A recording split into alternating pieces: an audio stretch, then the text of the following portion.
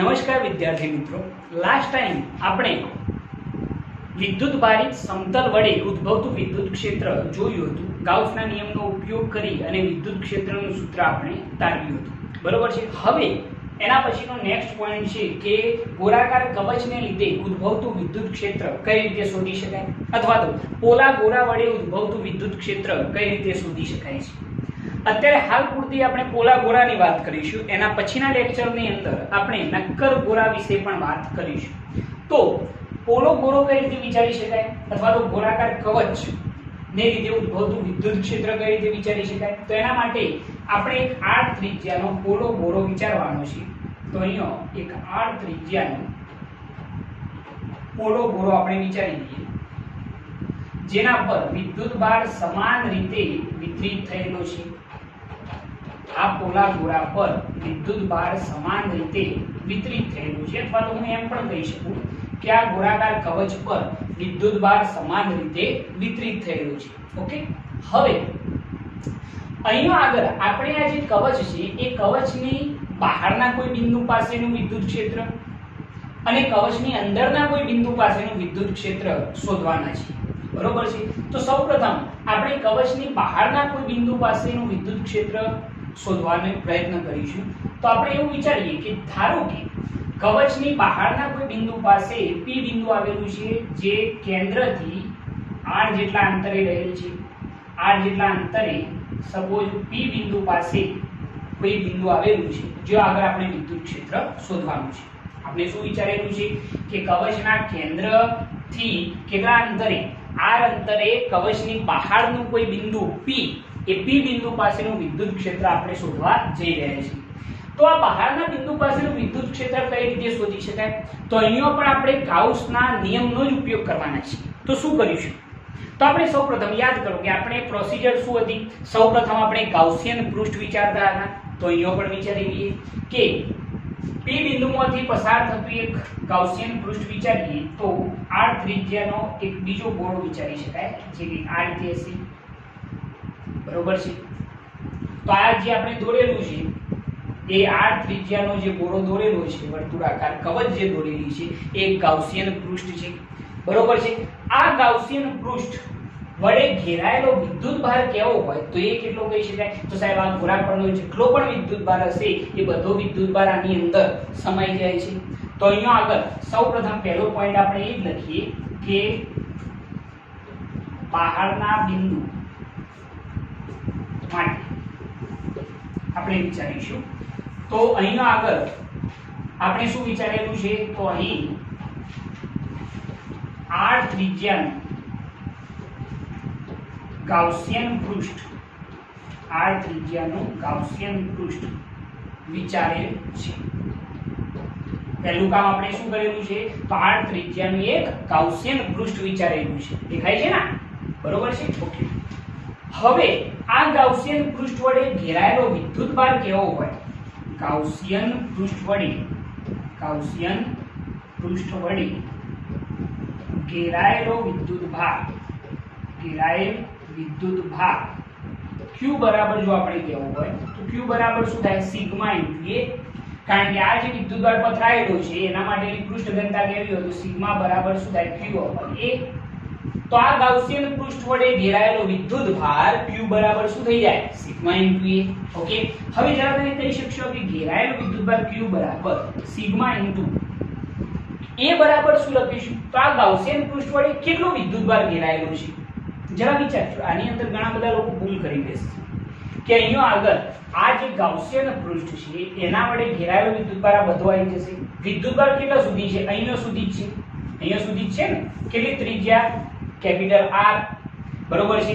જેથી કરી અને ઘેરાયેલો વિદ્યુતભાર q બરાબર લખવું હોય તો q બરાબર સિગ્મા ઇન્ટુ a, તો q બરાબર સિગ્મા ઇન્ટુ ક્ષેત્રફળ માત્ર આ ગોળાનું લખવાનું રહેશે. તો એ શું આવશે, 4 pi r નો સ્ક્વેર, કેપિટલ R નો સ્ક્વેર આવશે. ઉતાવળમાં જો સ્મોલ r નો સ્ક્વેર લખે તો જવાબ ખોટો થઈ જશે. બરોબર છે. આ વસ્તુ સમજવા જેવી છે કે આ ગાઉસિયન પૃષ્ઠ વડે ઘેરાયેલો વિદ્યુતભાર કેટલો, તો એ તો આટલો જ આવશે. આના પછી તો આ જે વચ્ચેની જગ્યા છે ત્યાં આગળ કોઈ વિદ્યુતભાર છે નહીં, એટલે ઘેરાયેલો વિદ્યુતભાર ખાલી આટલા ક્ષેત્રફળનો આવશે. એટલા માટે એ શું થશે, 4 પાઈ કેપિટલ R નો સ્ક્વેર. ઓકે, સૌપ્રથમ આ મેટર તમારે ખાસ ધ્યાન રાખવાની રહેશે. મોટાભાગના લોકો અહીંયા જ ભૂલ કરે છે. ઓકે, હવે આપણે ઘેરાયેલો વિદ્યુતભાર શોધી કાઢ્યો છે. હવે આપણે એના વડે ઉદ્ભવતું ફ્લક્સ શોધવાના છે. હવે ફ્લક્સ શોધવા માટે આપણે ગાઉસના નિયમનો ઉપયોગ કરીશું. તો કેન્દ્રથી r અંતરે જે આ ગાઉસિયન પૃષ્ઠ વિચાર્યું છે ત્યાં આગળ ઉદ્ભવતું ફ્લક્સ શોધવા માટે અહીંયા એક નાનકડું પૃષ્ઠ વિચારી લઈએ. તો આ પૃષ્ઠનો ક્ષેત્રફળ સદિશ કઈ દિશામાં આવશે? તો એ હંમેશા સપાટીને કેવો હોય? લંબરૂપે.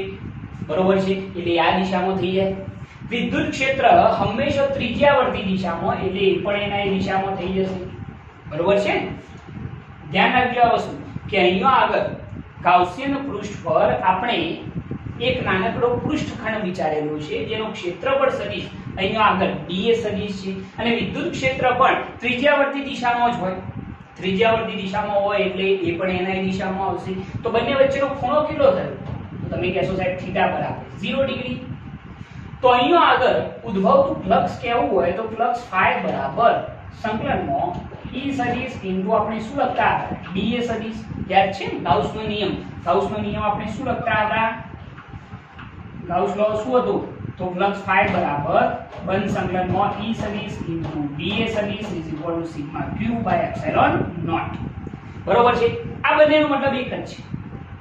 ઓકે, તો ગાઉસના નિયમ પરથી બંધ સંકલન લખશો તો પણ કોઈ પ્રોબ્લેમ છે નહીં, પરંતુ અહીંયા આગળ હું ખાલી સંકલન દર્શાવું છું. તો સંકલનમાં E સદિશ ઇન્ટુ dA સદિશ, તો ફ્લક્સ phi બરાબર સંકલનમાં જો સદિશ સ્વરૂપ દૂર કરીએ તો E into dA cos theta. Theta બરાબર કેટલા ડિગ્રી? 0 ડિગ્રી. તો cos 0 ની કિંમત કેટલી થઈ જાય? 1 થઈ જાય. તો ફ્લક્સ phi બરાબર સંકલનમાં E ઇન્ટુ શું થઈ જશે? d. E જે છે કોન્સ્ટન્ટ પદ છે એટલે બહાર આવી જશે. તો ખાલી સંકલનમાં શું વધશે? dA વધશે. બરોબર છે. ઓકે, હવે આનું ક્ષેત્રફળ કેટલું થાય? આપણે જે આ નાનકડો ખંડ વિચારેલું છે એ dA સદિશ છે, પરંતુ જો હું આવા dA બધાનો સરવાળો કરું તો આ ગાઉસિયન પૃષ્ઠનું મને શું મળી જશે? ક્ષેત્રફળ. અને ગાઉસિયન પૃષ્ઠનું ક્ષેત્રફળ શું થાય? 4 પાઈ સ્મોલ r નો સ્ક્વેર. એટલે ઉદ્ભવતું કુલ ફ્લક્સ phi બરાબર E ઇન્ટુ ગાઉસિયન પૃષ્ઠનું કુલ ક્ષેત્રફળ 4 પાઈ સ્મોલ r નો શું આવશે? સ્ક્વેર થઈ જશે. બરોબર છે મિત્રો? મેં અહીંયા આગળ શું કર્યું છે? તો અહીંયા આગળ ગાઉસિયન પૃષ્ઠ પર એક સૂક્ષ્મ ખંડ વિચારે. એ સૂક્ષ્મ ખંડનો ક્ષેત્રફળ સદિશ સપાટીને લંબરૂપે એટલે dA સદિશ. વિદ્યુત ક્ષેત્ર પણ ત્રિજ્યાવર્તી દિશામાં એટલે એના એ દિશામાં, તો એંગલ 0.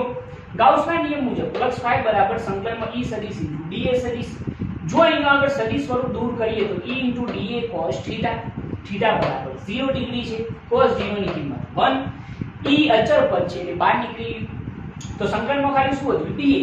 તમે આ ગાઉસિયન પૃષ્ઠના નાના ખંડોનો બધાનો સરવાળો કરશો તો આખા ગાઉસિયન પૃષ્ઠનું શું મળી જાય? ક્ષેત્રફળ. અને ક્ષેત્રફળ કેટલું થાય? તો 4 પાઈ સ્મોલ r નો સ્ક્વેર.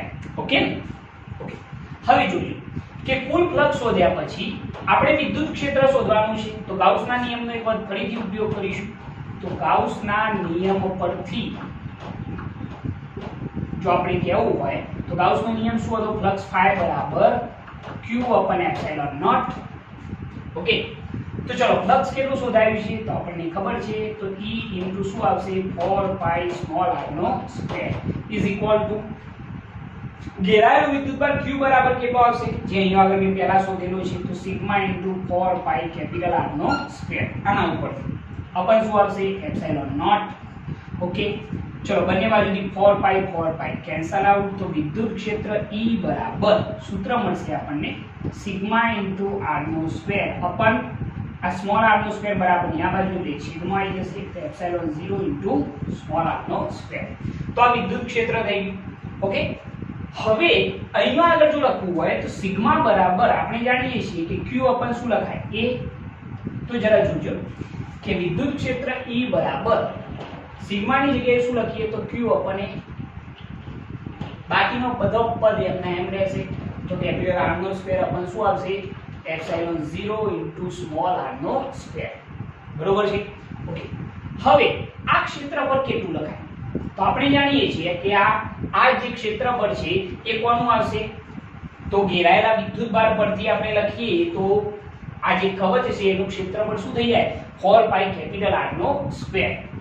ધ્યાન રાખજો કે આ ક્ષેત્રફળ કોનું લખવાનું છે તો આપણે જે ગોળાકાર કવચ છે એનું, કારણ કે આપણે પૃષ્ઠ ઘનતા કોને લખીએ છીએ આ ગોળાકાર કવચની, બરોબર છે. તો આ ગોળાકાર કવચની પૃષ્ઠ ઘનતા સિગ્મા બરાબર q બને તો તમે ક્ષેત્રફળ કયું લખવાના તો 4 પાઈ કેપિટલ R નો સ્ક્વેર. તો એથી અહીંયા આગળ ક્ષેત્રફળ જે છે એ આપણે કંઈક આ રીતે દર્શાવીશું q r² અપન, ચલો ક્ષેત્રફળ એ બરાબર 4 પાઈ કેપિટલ R નો square into epsilon not into small r નો સ્ક્વેર. ક્લિયર છે આ વસ્તુ? ઓકે. હવે થોડુંક સાદું આપીએ તો r² કેન્સલ આઉટ થઈ જશે. હવે જે વધ્યું છે એની અંદર જરા જોજો 1/4 પાઈ એપ્સિલોન નોટ શું લખાય k, તો વિદ્યુત ક્ષેત્ર E બરાબર k ઇન્ટુ q અપન શું વધશે r². બરોબર છે? શું કર્યું ધ્યાનથી બરોબર જોયું. 1/4 પાઈ એપ્સિલોન નોટ ની જગ્યાએ શું લખ્યું k, તો અહીંયા શું વધ્યું q અપન r નો સ્ક્વેર. તો આ જે વિદ્યુત ક્ષેત્ર છે એ બહારના કોઈ પણ બિંદુ પાસે ઉદ્ભવતું વિદ્યુત ક્ષેત્ર કહેવાશે. એને જો સદિશ સ્વરૂપે લખવું હોય તો E સદિશ બરાબર kq અપન r² ઇન્ટુ શું લખાશે r કેરેટ લખાશે. ક્લિયર છે આ વસ્તુ? તો ઓલ ઓવર થિયરી એકદમ સિમ્પલ છે કે બહારના કોઈ પણ બિંદુ પાસેનું વિદ્યુત ક્ષેત્ર શોધવા માટે આપણે શું કર્યું તો સૌપ્રથમ આના જે બેઝિક કોન્સેપ્ટ છે યાદ રાખો કે સૌપ્રથમ પહેલા તો એક ગાઉસિયન પૃષ્ઠ વિચારો. એ ગાઉસિયન પૃષ્ઠ વડે ઘેરાયેલો વિદ્યુતભાર શોધી કાઢો, એના ઉપર ઉદ્ભવતું ફ્લક્સ શોધી કાઢો અને એના પછી ગાઉસનો નિયમ એપ્લાય કરશો એટલે સરળતાથી તમને આ વિદ્યુત ક્ષેત્ર મળી જશે. પરંતુ આ થિયરી 2-3 વખત સમજ્યા પછી તમારે 1-2 વખત લખવી પડશે તો તમારા મગજમાં એક્ઝેક્ટ આ વસ્તુ ક્લિયર થશે. તો આ બહારના બિંદુ પાસેનું વિદ્યુત ક્ષેત્ર આપણે શોધી કાઢ્યું છે, બરોબર. પરંતુ આના પછી જો હું તમને એમ કહું કે અંદરના કોઈ બિંદુ પાસે વિદ્યુત ક્ષેત્ર શોધવું હોય તો કઈ રીતે શોધી શકાય તો એ પણ જરા સમજી લો. જો હું તમને એમ કહું કે બહારના બિંદુ પાસે આપણે આ વિદ્યુત ક્ષેત્ર શોધ્યું છે, એ બિંદુ કેવું હોય તો નામ આપો તો આપજો તમે. કયું બિંદુ આવશે? P બિંદુ, બરોબર છે. હવે જરા જોજો કે અંદરના કોઈ બિંદુ પાસેનું વિદ્યુત ક્ષેત્ર શોધવું હોય તો કઈ રીતે શોધી શકાય. ઓકે.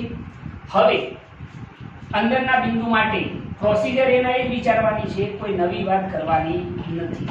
તો શું થશે એ જરા જુઓ. હું તમને એમ કહું છું કે અંદરના કોઈ બિંદુ પાસે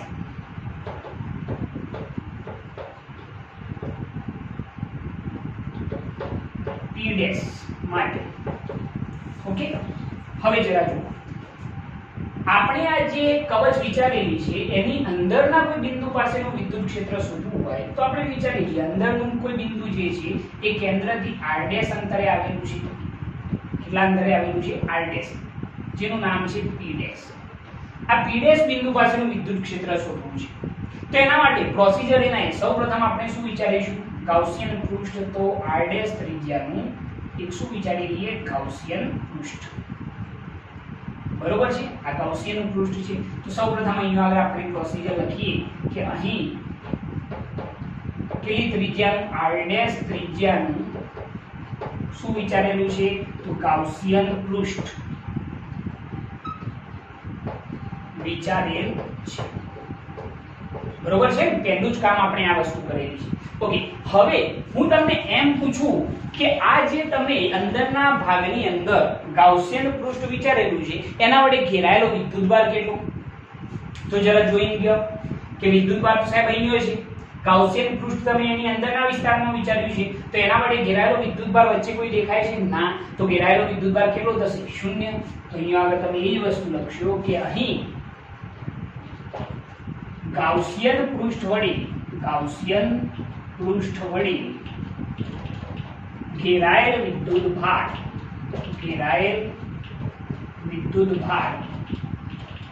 q બરાબર કેટલો થઈ જશે? 0.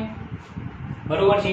ઘેરાયેલો વિદ્યુતભાર 0 હોય અથવા તો સિગ્મા q લખશો તો પણ ચાલશે. ઘેરાયેલો કુલ વિદ્યુતભાર સિગ્મા q બરાબર કેટલો? 0. જો ઘેરાયેલો વિદ્યુતભાર 0 હોય તો ઉદ્ભવતું ફ્લક્સ કેટલું થાય? 0 જ થાય. કારણ કે આપણે જાણીએ છીએ કે ફ્લક્સ φ બરાબર, યાદ છે ને, ફ્લક્સ φ બરાબર આપણે શું લખતા હતા? Sigma q upon epsilon not. હવે સિગ્મા q તો કેટલો છે? 0. તો ઉદ્ભવતું ફ્લક્સ કેટલું થાય? 0 થાય.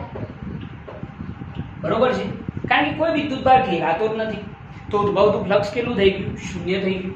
જો ફ્લક્સ શૂન્ય હોય તો ગાઉસના નિયમ પરથી જો કહેવું હોય તો ગાઉસના નિયમ પરથી જો આપણે કહેવું હોય તો ફ્લક્સ ફાઈ બરાબર આપણે શું લખી શકીએ?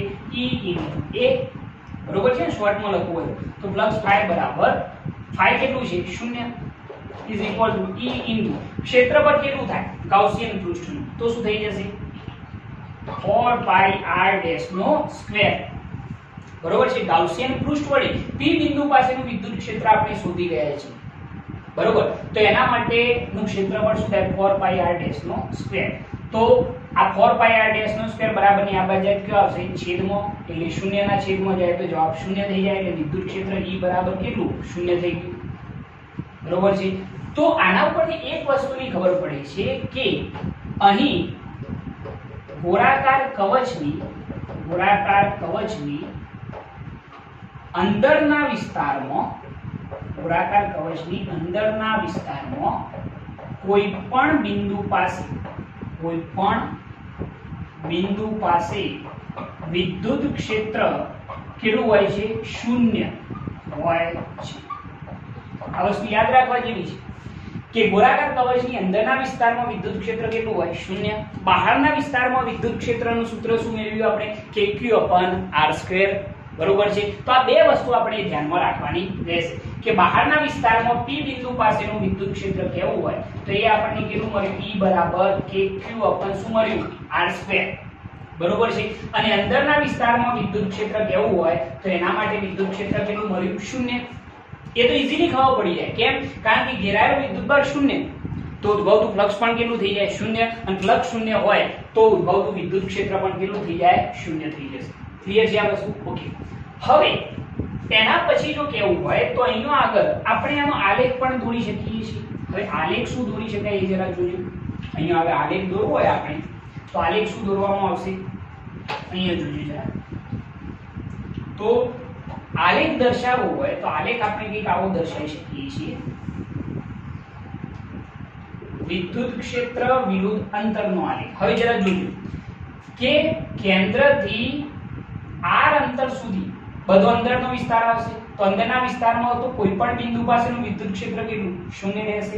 એટલે સપોઝ આપણે એમ વિચારવું હોય તો અહીંયા સુધી r બરાબર કેટલું અંતર હોય? કેપિટલ R જેટલું અંતર હોય. તો અંદરના કોઈ પણ બિંદુ પાસેનું વિદ્યુત ક્ષેત્ર કેટલું આવશે? અહીંયાથી અહીંયા સુધીનું વિદ્યુત ક્ષેત્ર E બરાબર કેટલું આવશે? 0.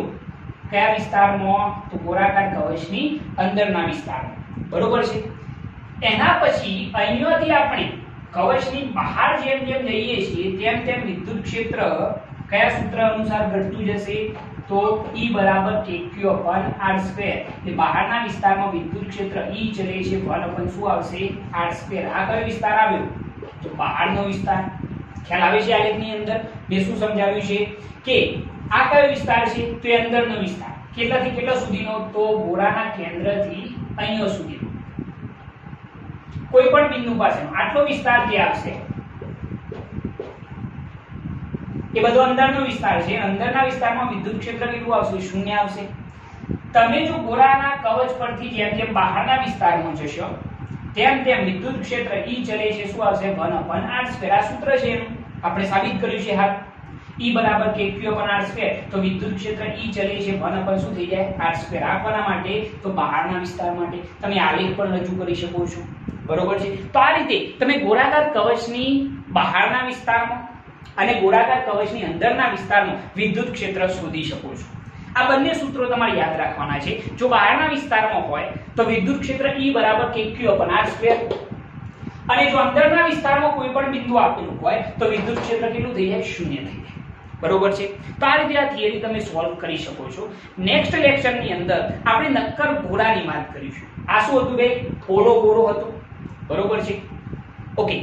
જો તમને અમારી આ ચેનલ પસંદ આવતી હોય તો અમારી આ ચેનલને લાઈક કરો, શેર કરો, સબસ્ક્રાઇબ કરો અને બેલ આઇકન ચાલુ કરો જેથી અમારા આવનારા વિડીયો તમને મળતા રહે. જય